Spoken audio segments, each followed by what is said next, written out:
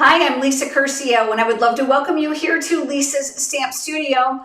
I've got a fun fold for you today that is really different, and I think you're going to love it. We're going to make a side fold and tuck card using designer series paper. I've got easy steps for you. Now I'm going to start by telling you, have you ever designed a card and then decided just to kind of change it along the way?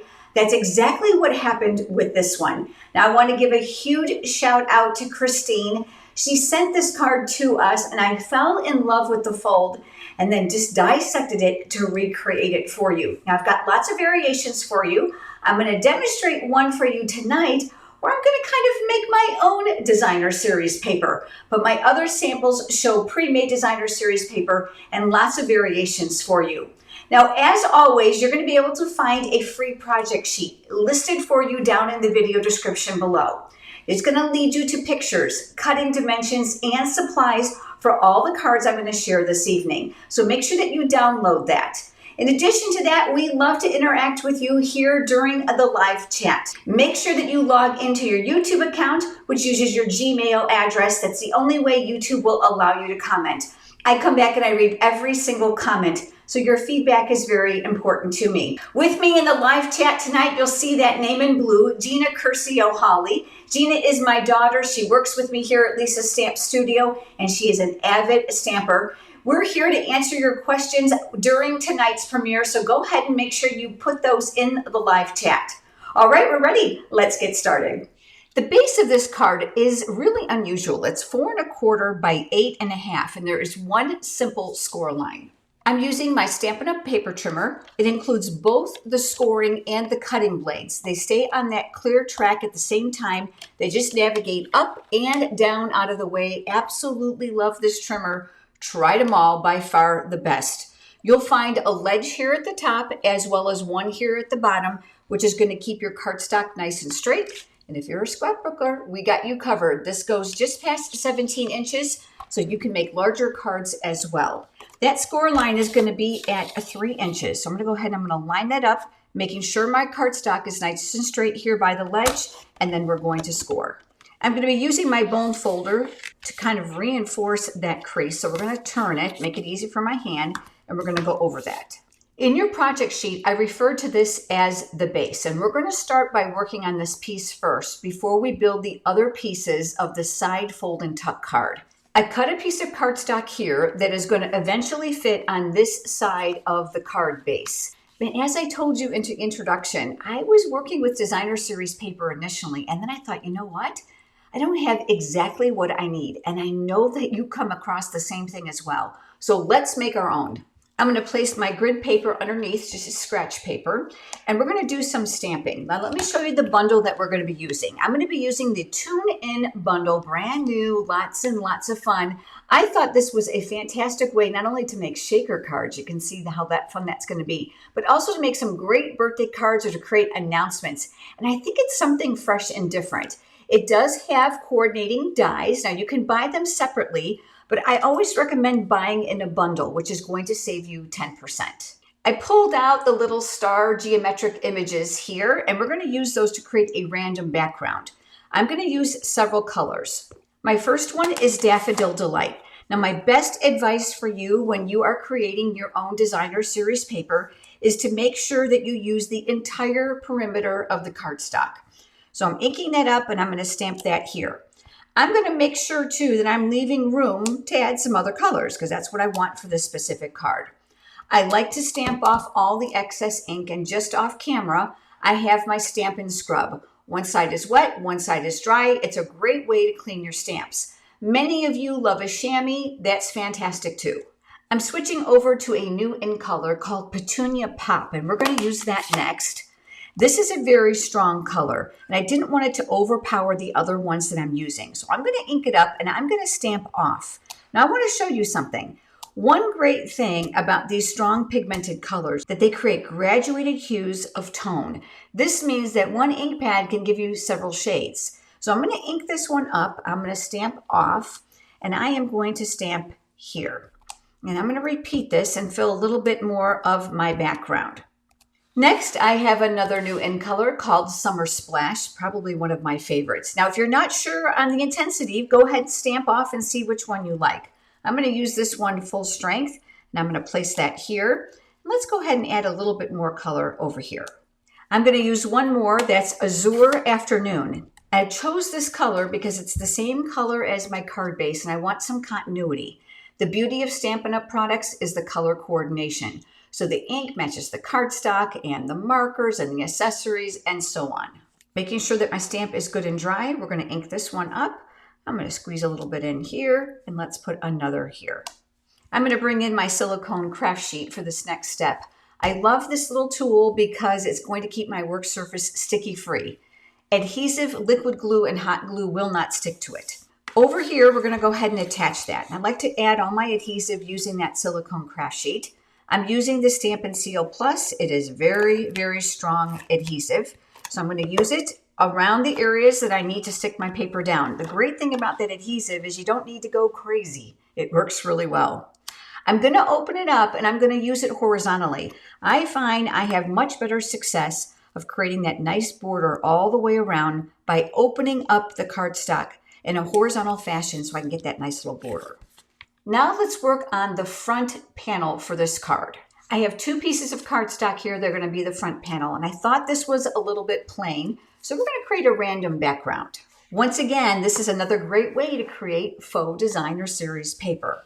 I'm going to place that here, and from that same stamp set, we've got those little electrical bolts, which I thought were really fun, but I don't want them to overpower the image that we're going to make. So I'm going to use smoky slate ink, and again, you can do the stamp off technique that we've talked about if your ink is too dark, which is exactly what I'm going to do because I want this to be very subtle.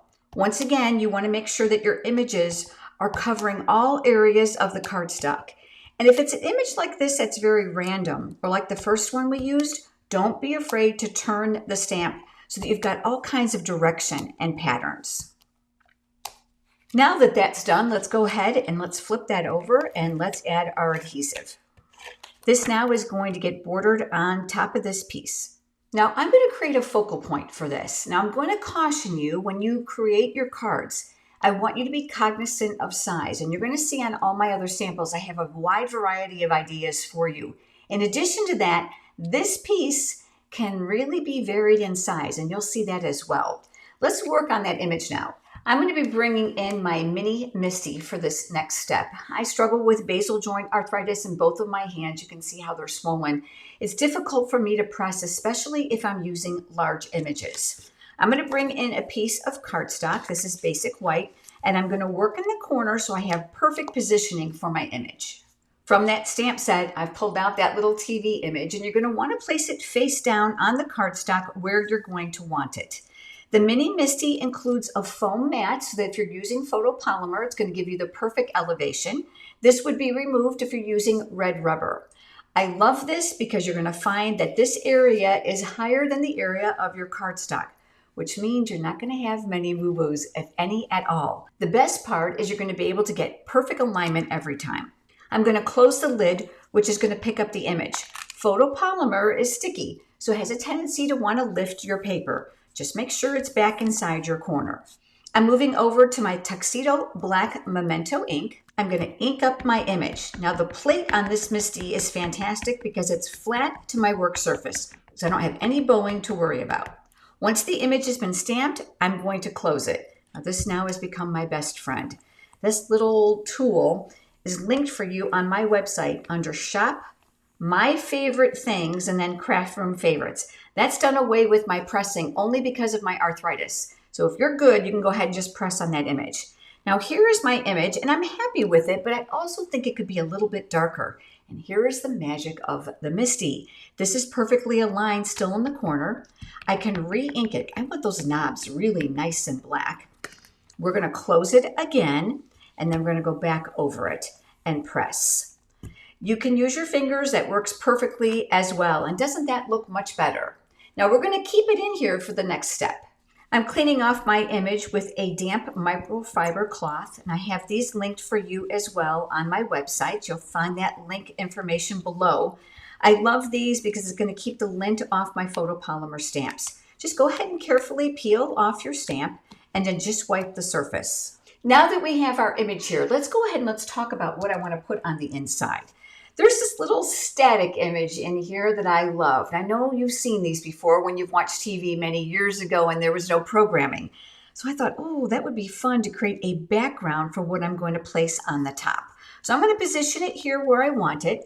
I'm going to close the door and lift. Again, the beauty of the Misty, making sure that your paper is in the corner. I'm going to go back to that Daffodil Delight ink, and over here on the right side, we're going to ink it face up.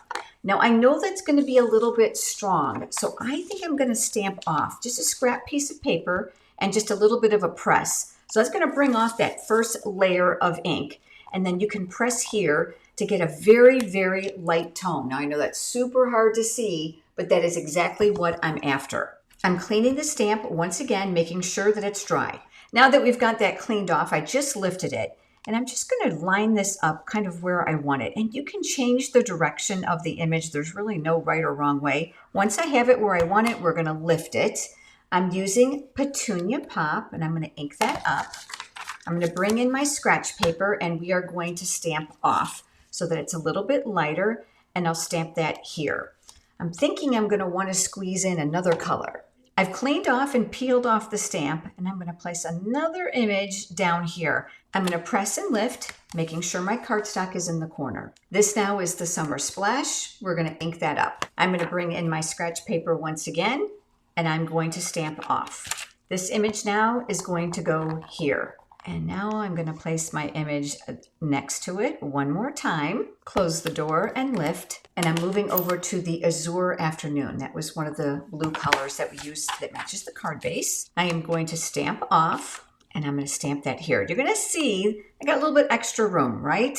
So let's do this. Let's clean this up. And one more time, let's go back to the Daffodil Delight.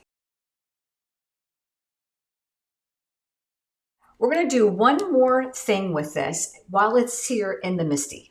I chose this greeting that says, "Stay tuned for an important message." And I'm going to position that here in the middle of the TV where I want it. We're going to press and we are going to lift. Make sure you check your corner.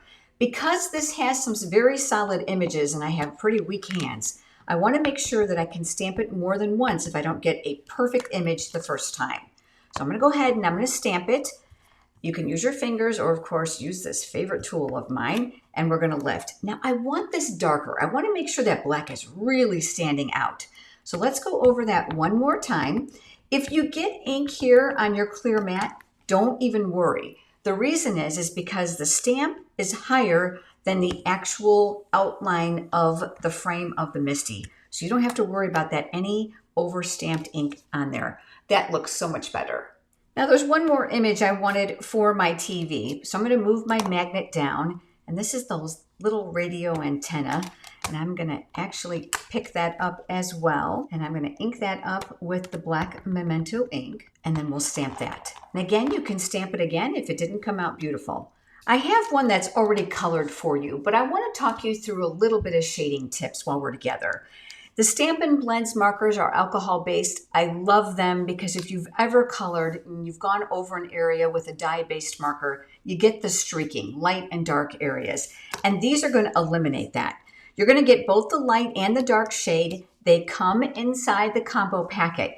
But I'm also going to point out something to you here. Do you see these little labels on the ends? Gina and I got together, a few weeks ago, and we finally developed these. This is something we've wanted to do for a long, long time. You're going to be able to digitally download this little chart. You'll need a 3/8 of an inch circle punch. We've got that information there for you as well. Punch them on, stick them on with a glue dot. You're going to absolutely love this. LisaStampStudio.com, shop digital downloads. And I do both ends because if they're on the work surface, it's really easy for me to identify them. I like to start with my lightest color first. There is a chisel tip and a brush tip. So you're going to color in the legs. Anything else you want gray that's small. I prefer that chisel tip versus the brush tip, which is great for larger areas. Best advice I can give you is wait a few seconds. Let the alcohol base of the color evaporate from the cardstock before you lay down the dark tone. And maybe you're new too, so let me give you a couple tips. When you're looking at an image, kind of determine where your light source is coming from. I typically kind of gravitate it coming from the top side. which means the areas in here and here, or here and here, are probably going to be the darkest. So here comes the darker shade. So I'm going to add a little bit of the dark here, and I'm going to add a little bit of the dark here. You choose the side that you like. This is going to need a few seconds to process as well. That alcohol base needs to kind of evaporate in order for you to blend this. We want to get rid of that harsh line because we want this to look blended and not streaked. So I'm going to come back to the lightest marker. I'm pulling the dark into the light. Now, of course, this is a small area, so you don't have to do a whole lot of blending, but just to give you an idea of how easy this is to create. Now, before you join me, this is the one I colored. It's Daffodil Delight around the outside. You'll see some intensity in my corners, and of course, that little antenna. Let's go ahead and let's put these together. I'm bringing back in that silicone craft sheet, and I'm going to pick up those little antennas here, and I'm going to use some liquid glue. Now, this is also a product by My Sweet Petunia. This is the same company that makes the Misty. So this is the precision glue press, and we get tons of questions and comments about both the Misty and this. I cannot live without this. I'm going to tell you right now, it's a game changer. It has a decorative needle cap that goes inside the precision tip of the glue press when you're not using it. I do recommend that you cap it at the end of the day. I have no problem with it drying out because of that beautiful little pink plunger here at the bottom. When it's stored during use, you're going to see that the tip comes into contact with the plunger, which creates an almost airtight seal. Now, if you're like me and you have arthritic hands, you're probably thinking you can't do this. It's relatively small, but you can. Additionally, it'll use any liquid glue that you want inside of here. I use the Tombow multi-purpose liquid glue sold in my online store because I love how it dries so quickly and it's very, very strong. You're going to find that this is a trigger. When you slide the bottle inside of here, you're going to pump it a couple times to get it started. Watch my fingers. You can see how little I'm squeezing to get those tiny drops out. The one thing about the multi-purpose liquid glue bottle that it comes in is the tip is too large. It's very difficult to get a precision amount of glue, but this changed all of that. So I'm going to add a little bit of glue right here across the bottle, back inside that little carrier. I'm going to take this and I'm going to attach those antennas right where I want them, press that in place. Like I said, it's strong and it dries very, very quickly. Now the next step is coming back here to the card base. We're going to actually attach this next and we're going to work on the inside. When you go to attach this, you obviously only want adhesive here on the left-hand side because we don't want to close the card. When you go to place it on the card base, you're going to want to visually have about the same amount of room here as you do here. So I'm going to go ahead and slide this off, and I'm going to flip this upside down. And on here on the top, I'm going to place, about 3 columns of the Stampin' Seal Plus because I know this is uber strong. You can use liquid glue if you'd like. With my fingers there as a guide, because you want to make sure it doesn't land here, we are going to visually look to make sure that we've got those equal margins we just talked about. Once I'm happy with it, we can let it go. So now you have this. Before we add this and the tuck mechanism, let's work on the inside. That needs to be the next step. For this, I have plain basic white cardstock, but I want to give you a little bit of a tip. I'm going to put a tiny bit of adhesive on the back. Now you can't see this, but I'm literally rubbing it on my blue jeans so it picks up a little bit of lint because I want to be able to reposition this. So let's open this and let's very carefully align it to where we're going to want to adhere it when we're all done. And we're going to press. Close the door. Grab your favorite craft pencil. This is mine. We get so many comments about this. The softest lead and the best eraser ever. Linked for you on my website as well. I am going to trace the parameter that's inside of here. Now you could have done the whole thing before you added that piece, but I just want to make sure that we're going in order for today's video. Now I know exactly where to stamp. Don't pull. You're going to twist to release the paper so that you don't rip anything.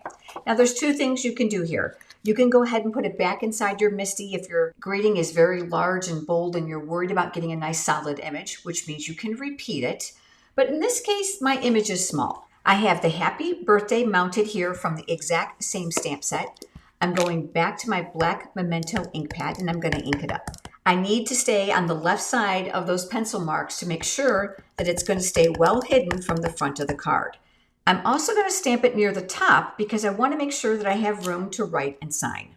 I've got that Daffodil Delight ink one more time. Let's add a little pizzazz to this and a little bit of color. Doing the same with the Petunia Pop. So I'm going to stamp that off, and then we're going to add another little bit of decoration here below. Now we can come in and erase those pencil marks. Like I said, this eraser is amazing. You won't be able to see any of this when we're done. Let's flip this piece over. Again, liquid glue if you desire, or in my case, we're going to use that Stampin' Seal Plus. We're going to come back here to the card base and we're going to look for that same margin, and then we're going to adhere this inside the card. Now when you close this, you won't be able to see the greeting from the outside. Now we're going to work on the tuck, and then we're going to talk about the positioning of your image. You're going to need a piece of cardstock that measures 2 1/4 inches square. Now we're going to cut this on the diagonal, and I want to give you a couple really important tips. If you're like me, cutting cardstock or designer series paper, and you want to begin starting here with the blade, you'll notice that the paper wants to crunch up a little bit because it's very thin there. So I always recommend anchoring the blade. So I'm going to put the cardstock in the paper trimmer where I want it, aligning my tips to the cutting track. And then I'm going to close it just slightly. I'm going to hold it. I'm going to navigate the blade up into position. And once I check those spots one more time, we're going to drop the blade. That's called anchoring the blade. And then you can slice up and you can slice down, and you're going to have perfect diagonal cuts every single time. I also want to layer to this. So it's a slightly smaller square, 2 by 2, and we're going to do the exact same thing. Now, if you're going to decorate this piece, you can absolutely do that before you cut it, or if you're making multiple cards. Now, since we've already done that on the other card, I went ahead and I made a piece ahead of time. Now, this is where liquid glue is going to be very important. There's no way you're going to be able to get adhesive in those corners very easily, so that precision glue press is your best friend. And again, very little squeeze, and you can get nice thin amount of glue around the corners. And just like with the card base, you want to make sure that you've got a nice small border of cardstock going all the way around. Back here to the card base, we now need to attach this piece. Now in your project sheet, I refer to it as the tuck, because this is the area that's going to tuck the card. I have tried all kinds of adhesives, and the very best for this, because it's going to be used quite a bit, is going to be tear and tape. So I'm going to flip it upside down and we're going to use it here. Tear and tape is exactly how it sounds. It's tape that you're able to tear. It is double-sided. One side has a paper backing, making it easier to use. Make sure that you go a little bit longer than the cardstock corner tips. That's going to be important. Place your nail where you're finished and then just rip. Burnish that paper backing down into the cardstock, because now I'm going to use my Take Your Pick tool. I love this because it's going to pick up small pieces of paper and embellishments, but it has dual accessories, and I'm using the paper piercing tool attachment. It's my favorite, like my third hand. But what it's going to allow me to do is get up underneath there just to pull off the paper backing and not remove the tape. Any excess now, you're going to curl back on top of itself, because remember, we want those corners covered. You're going to turn the card this way so that the flap is going to be open here at the top. With the card open, I want you to place this at the very bottom of the card base. I want you to look here and do your very best to get it aligned as good as possible. And then when you're happy, you're going to press. So once again, these two ends are matching up, which is why using the same color cardstock for that little tuck works wonders on the card base, because it almost makes it look as if it's one piece. Because it will need to tuck, I'm going to recommend that you take your finger and you just kind of come up underneath there and you give that cardstock a little bit of a curl. Not only will it make it easier to tuck, it becomes intuitive to the receiver. Now your side fold is going to tuck inside your little corner. Whatever you've used for your focal point, you're going to need to be careful on navigation. Do you see it? Because you don't want to have to tuck too much. I loved this background so much, made our own designer series paper, that I decided to elevate it and move it over. So I'm going to flip it upside down. I'm grabbing some of my dimensionals and I'm going to place them here on the back. So I'm going to work those little angles to my advantage near the legs, and I'm going to brace my corners. Don't be chintzy with your dimensionals. Your card is going to go through the mail meter at the post office, so you want to make sure that it's well balanced. We're going to remove those paper backings using that same take your pick tool attachment. I can't live without this thing. It's great for those arthritic fingers too. Wrangles all those backings. This now I'm going to place off to the side. I want to make sure that my antennas are not going to stick out too far past the top of the card base so it gets in and out of the envelope. But I wanted some of those little electrical bolts to show. Now, if you're like me, you're probably wondering what's going to happen through the mail with this. So let me give you another fantastic tip. Grab your mini glue dots. I'm going to pull back one of them here, and I'm going to use my take your pick tool to lift it. Ball it up. They're very, very sticky, so don't worry that manhandling it is going to take all that adhesive off. Now what I want you to do is I want you to place it underneath the solid area of the antenna and give it a little bit of a push. So I'm tucking it behind there, and I'm going to tap that down. What this does is it creates a little bit of elevation, but allows you to keep that small area intact. So it's going to create a kind of like the miniest little dimensional you've ever thought of. Now this one's come close. I know it's going to fit in the envelope because the envelope is slightly bigger than the card base, but I just want to give it a little bit of a tuck there so that it's good to go. Very simple, but wait till you see how you can use your designer series paper with this fantastic card. So this one, we made our own paper. We've got a tuck and we've got an opening, and you're going to write here on this side. If you need more room, always add a panel here to the back. And again, this is the tune-in bundle. Let me show you those other cards. This is a card we hate to make, but we need them. And this sympathy card has a very simple color palette. Of course, you can use any colors that you'd like. Designer series paper. This is the In Color 2024 through 2026 assorted packs. You'll get all 5 colors. I mixed and matched the patterns because you get an assortment inside the 6x6 package. And let's talk about this. This was all from the Stippled Roses dies. So I didn't have any stamps on this for the embellishment of my images here. I just die cut these and attached them to the corner. I used some beautiful gold metallic ribbon here to cover up that end of my stem. The greeting comes from Heartfelt Hexagon. If you've been here to my channel before, you've seen I've used this quite a bit. There is a coordinating punch that's sold separately for this shape, and of course the greetings fit inside. On the inside of this card, underneath the tuck, you're going to see that my inside on this actually has a white panel. Strategically hide it behind the top panel so that it's not visible. The cutting dimensions for this are inside your project sheet, and this comes from Unbounded Love. I really am enjoying the huge variety of greetings and the fonts in this stamp set. So this is card number 2. Card number 3 uses the stamp set called Bright Skies. Now there are coordinating dies. It is no longer available as a bundle because it was carried over, but you're gonna want both. I love this set as an accessory to many other stamp sets because the shapes in here are fantastic. Let me show you what I made. This uses the designer series paper called Full of Life, and that is what it is. There's tons of colors and lots of really pretty alcohol type printed patterns in here.